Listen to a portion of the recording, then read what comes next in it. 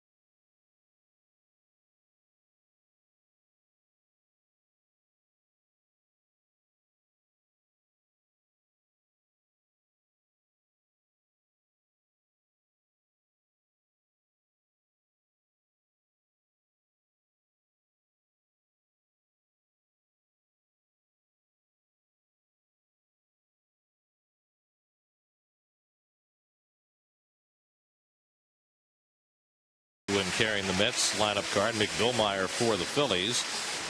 And with his back to you, rookie home plate umpire Will Little. Our first look at him behind the plate.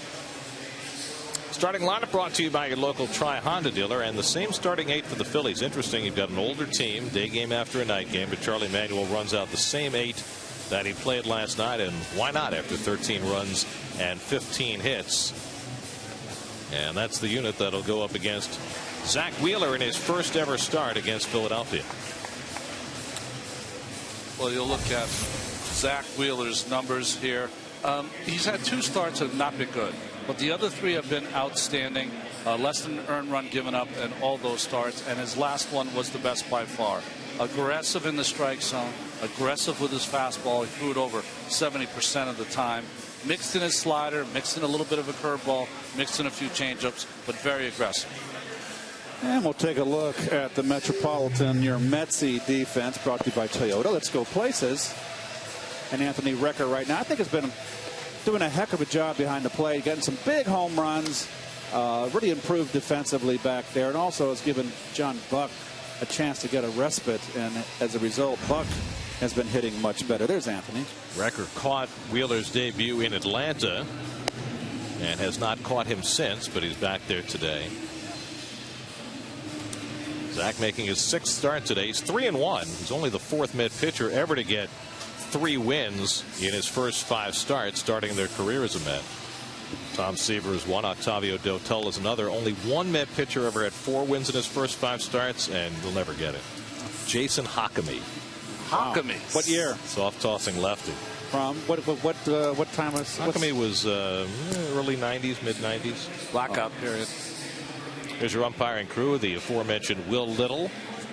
Our first look at him behind the plate. Mike Winters, the crew chief. There's Mark Wagner and Tim Timmons, who had the plate last night. So on another hot day, the weather's supposed to break later today. We should have cooler temperatures tomorrow, but it's in the mid 90s as we start play today. Jimmy Rollins will lead things off. He led off the game with a base hit last night. In fact, he's now hit in 15 straight games against the Mets. Rollins at .257 for the year. It'll be Rollins, then Michael Young and Chase Utley for the Phillies, who with their win last night are now a game over 500. That's been their high water mark for the season. And Wheeler's first pitch of the day is inside for ball one. Always like a first pitch fastball in to kind of set the tone inside. He moved Rollins off the plate. Well, we've certainly seen it in his last two starts against the White Sox and the Giants. He has been throwing predominantly fastballs early in the game, which is something he was not necessarily doing in his couple of starts before that. I think he did it in the first start, against the Braves. But after that, trying to mix all his pitches in, keep it simple. Fastball, slider, go get him. Rollins hits one deep to right, chasing Bird back to the warning track, and right at the wall, leaps and he can't get it. It's a home run for Jimmy Rollins to lead off the game. Rollins with his 5th home run of the year breaks a long home run drought and gives the Phillies an instant 1-0 lead. Well, Rollins has always shined against the Mets. That goes back to those days with Jose Reyes here, the competition of the shortstops. Rollins thrives on that spotlight in New York, and here he is right here, leadoff home run. He had gone 161 at bats without a home run, and he breaks that drought. May 31st, the last time that Rollins went deep. Michael Young takes a strike. Well, Bird just runs out of room here. He's there. Just enough.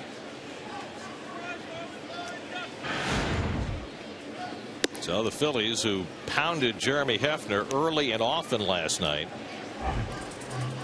getting off to a quick start this afternoon. Young was 1 for 4 last night. He hit a 3-run homer. It only seems like Jimmy Rollins gets a hit or two in every game against the Mets. Now 16 straight games.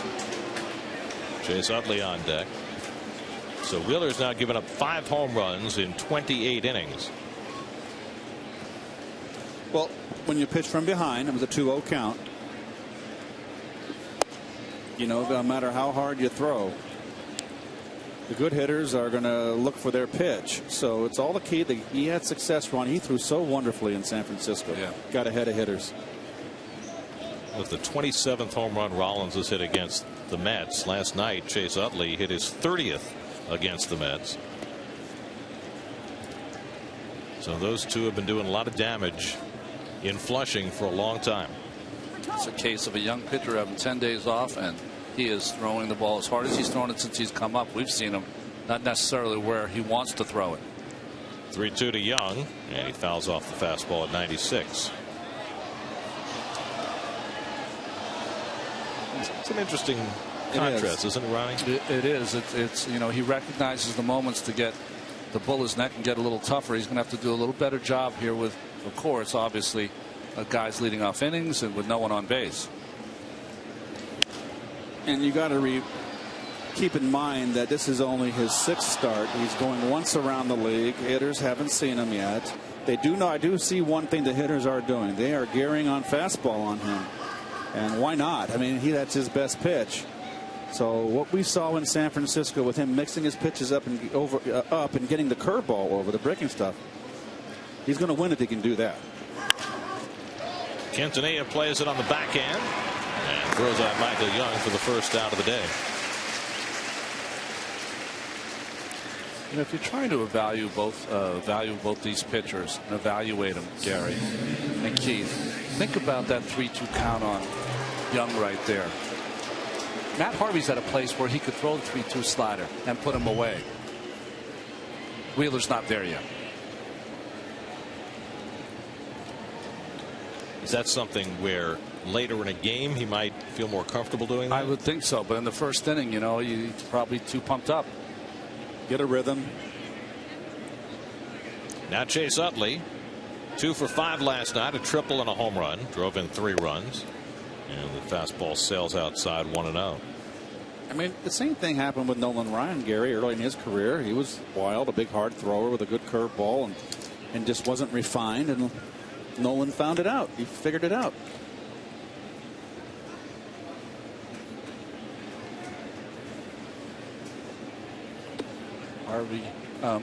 Harvey notwithstanding, power pitchers might be a little bit like power hitters. Didn't Gary say that you were told once that it takes power hitters 2 to 4 years before you can really evaluate what they are going to become? And I think it's important to recognize that everybody's different. You know, there are some players, whether they're pitchers or hitters, who can come up and dominate early, but not everybody's that way. See what Harvey did in his first 5 starts and what Wheeler has done in his. And I think Wheeler's needs to be up in the big league level. He's worthy of having a big league uniform on, not pitching down in AAA. There's a strike to Utley, 3-1.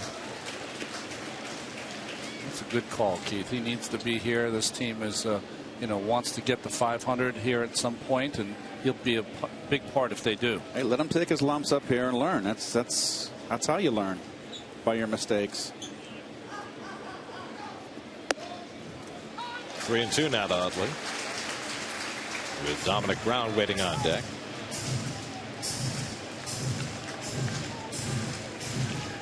Oh, geez. I knew it was sunny. The creamsicle.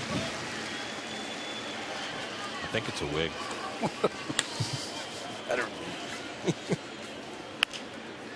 And Utley grounds a roller down to Satin, and that's the second out. So a couple of ground ball outs for Wheeler after the leadoff home run by Rollins. And now Dominic Brown will come to bat. Brown hit a 2-run bomb into the Pepsi porch last night among his 3 hits. Now second in the National League with those 24 home runs, and 4th in the league with 69 runs batted in, having himself a breakout season.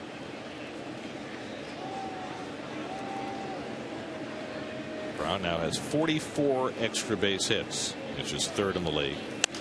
And he pops this one up.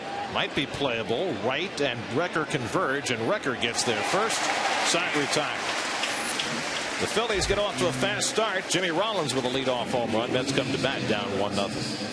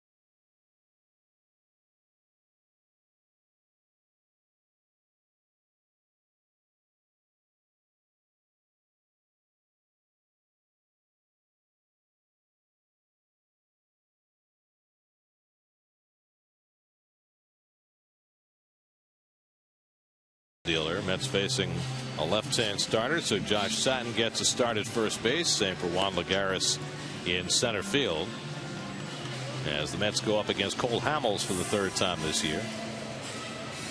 Well, 90 and 61 coming into this year, rewarded with that huge $144 million contract, and now the last 4 or 5 starts starting to pitch like he has in the past. Began his year 2-11, but in 3 starts in July, he's 2-0 with a 1.57 ERA and pitching more like the Cole Hamels we've come to know. Eric Young will lead things off. Young has led off the first inning getting on base in 6 straight games now, and he's gotten on base at least twice in 8 straight games. So he has done a spectacular job at the top of the Mets batting order. And if you look at Young's career numbers, they're really not impressive, but he's never had a chance at Colorado to play every day. He's been basically a platoon player. Better right-hand hitter. This is his first opportunity of playing every day, and he's ran with it. And he's starting to hit better left-handed.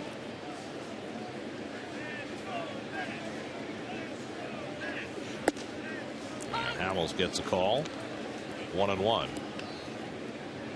Well, the year for Hamels could not have started worse. He actually pitched a winning game against the Mets in late April, one of only 2 wins that he had in his first 13 decisions this year. But even in that game, as Young flies one out to center and John Mayberry ambles in, and that's the first out. Even in that game, he walked 6 batters in 6 innings and didn't seem quite himself. And we'll take a quick look at the Toyota Philly defense, brought to you obviously by Toyota. Let's go places. And well, Rollins is getting older, but he can play. Utley, that cornerstone, those 2 guys have been there, seems like forever. Gold Glover last year, 3rd time Gold Glove, I believe. Was it 3 he's got? I believe so. Utley, a 5-time All-Star.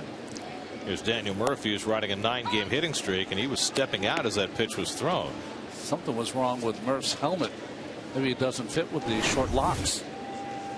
Never seen Murph with the. Watch, he takes his helmet right away. Kind of something in it, or sand, or perhaps he had a bee in his bonnet. Curveball from Hamels in for a strike, and it's 0-2. Speaking of bees, every year in Wrigley Field, playing September games in Wrigley, the Yellow Jackets come out. And one flew right on my nose almost against Dick Tidrow with the Cardinals. And I bailed out of that box because I have a great fear of bees. I do. Bees and wasps. Like that's my phobia. Did they get you? I'm so quick that bee. He missed me. Can outrun a bee. Float like a butterfly. Murphy lines one down the right field line, and he's got himself an extra base hit. Chased in the corner by Delman Young, and Murphy cruises in with his 23rd double of the year.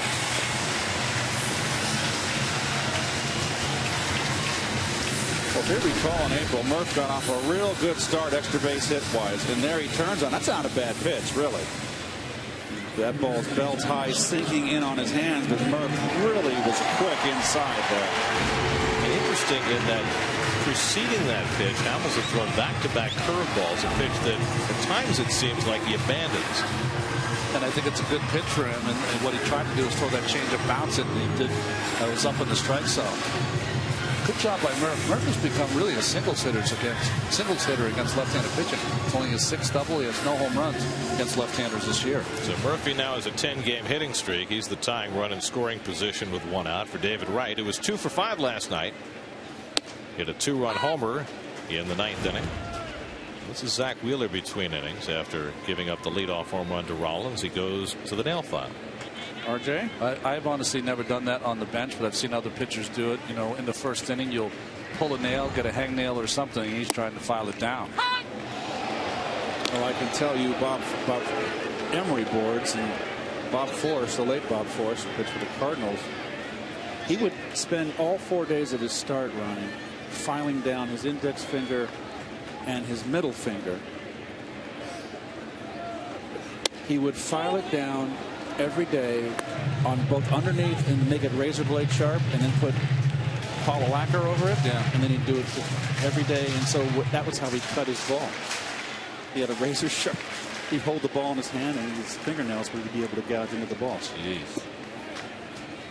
1-2 to David, inside and low, 2-2. Well, the Mets trying to learn the strike zone of this rookie home plate umpire, Will Little. We've seen a lot of first-time home plate umpires in the last 2 or 3 weeks, and it's got to be an adjustment for guys. Will Little has already shown he's searching for strikes. Called a couple of borderline pitches already, and now a full count to right.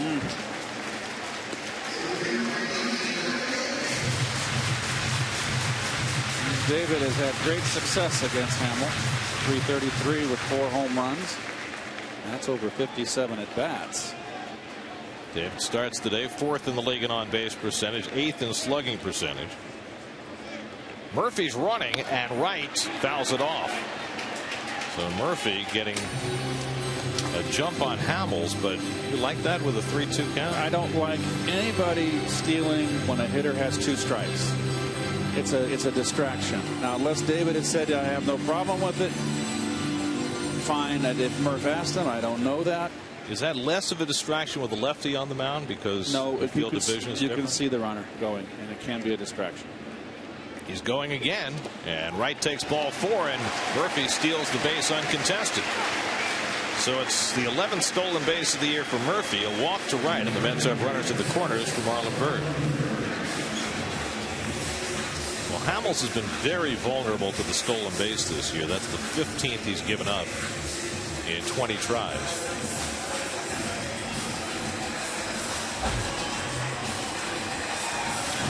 And now Marlon Byrd, who hit his 16th home run of the year last night, 3-run shot. He's now driven in 13 runs in his last 9 games. Trying to pick up Murphy from third. Wright's at first with 1 out.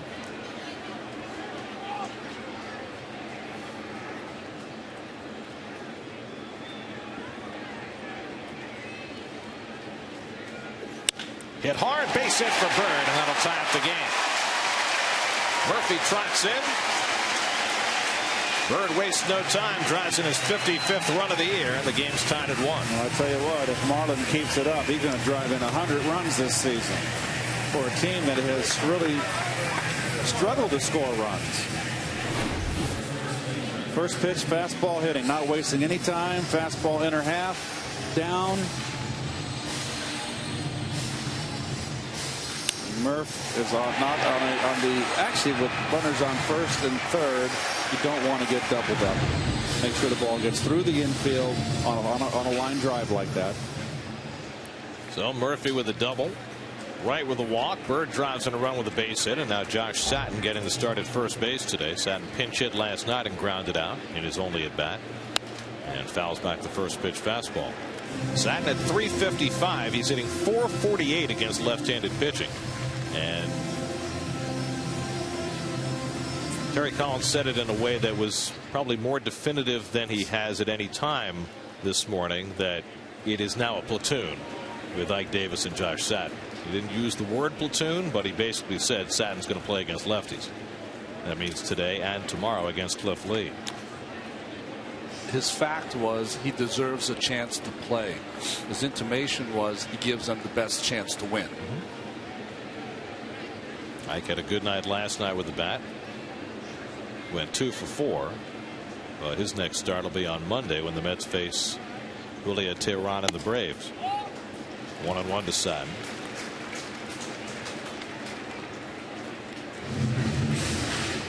It gives a guy like Satin, who has a great eye, a little advantage. Will Little last year spent most of the season home plate umpire in the International League, so certainly was behind the plate for some of the games that Satin played with in Buffalo.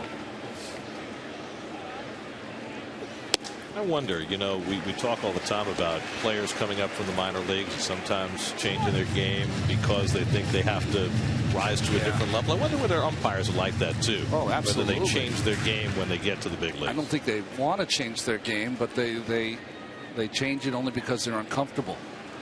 It's a new place. Guys you've read about are right in front of you. And also under tremendous scrutiny for the first time. There you go. I mean, they're being watched by evaluators in the minor leagues, but it's different when every TV eye is on you and every missed call becomes a cause célèbre. I'd hate to get a report card coming out of this booth every day, I'll tell you that.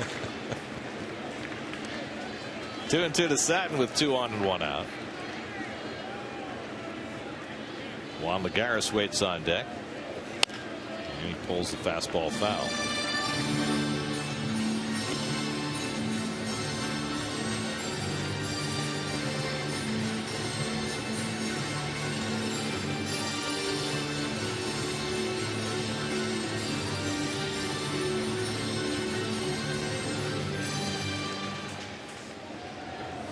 Well, We've talked about David Wright moving closer to the plate, getting Ike Davis to get closer to the plate. Josh Satin, that's a comfortable spot away, but we'll look at his hands. He holds his hands out over the plate a little bit. It's something that I did too in my how I held my bat. I held my bat away from my body. I guess the question I would have with Satin, with as far over the inside corner as he's holding his bat and with all that movement, how does he get to the inside pitch? No, that's a timing thing when you start, and that's also when you have a lot of movement, you can go into more prolonged slumps. Now, we haven't seen enough of Josh. He's come up and just done a terrific job. He's been red hot. Runners go outside, ball 4, and the bases are loaded. So 4 straight Mets have reached. Second walk of the inning for Hamels. And Juan Lagares will come up with the bases loaded. Lagares came off the bench last night and had a couple of hits. A single and a double. This is his first start in better than 2 weeks because the Mets have not been facing much left-handed pitching lately. But over his last 8 games, Lagares is hitting .364 and has shown some very positive signs. Well, it's very difficult for a young hitter to be in that have that kind of role, and he's really done a great job. He's gone the other way a lot, Gary, and that's why I think he's been successful. He's used that right center field and even that right field line. Last night he had a double to right center, almost put one right on the right field line toward the corner that just missed. Bases loaded, 1 out, a run already in here in the first, and Lagares fouls it back. 0-2. There's a pitch to hit right there, a little bit up out of the spot, up enough. Anthony Recker, hitting 7th in the order, is on deck.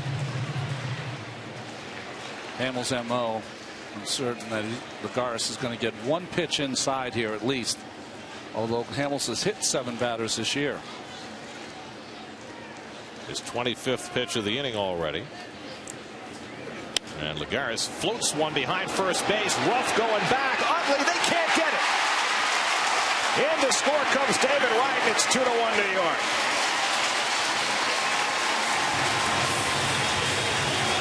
A little parachute that fell beyond the infielders. Lagares with an RBI, and the Mets grab the lead. Well, you'll take it. Rich Doobie's going to come out and talk to Hamels here. This is the fastball that Ronnie called for, and good pitch, and not much you can do about this. It's a ball that 5 years ago Chase Utley catches, but not anymore.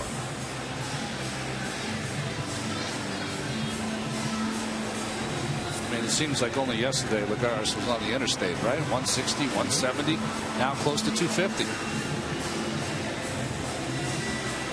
Very quietly. He's a kid who has worked incredibly hard. We've talked about it before. He's very, very serious, and he has taken to heart the instruction that he's gotten. He's still a very aggressive hitter, as Terry Collins acknowledged today, but he has consciously used the right side of the field, and it's really paid off for him. So now Anthony Recker with the bases still loaded. 2 runs already in. Recker's last start was 8 days ago in Pittsburgh, his 20th start of the year. Only 13 hits this year, but 5 of them have been home runs. And Hamels misses away for ball 1. Hamels cannot find his rhythm. We saw a red hot pitcher in Jeremy Hefner taking on the chin in the first inning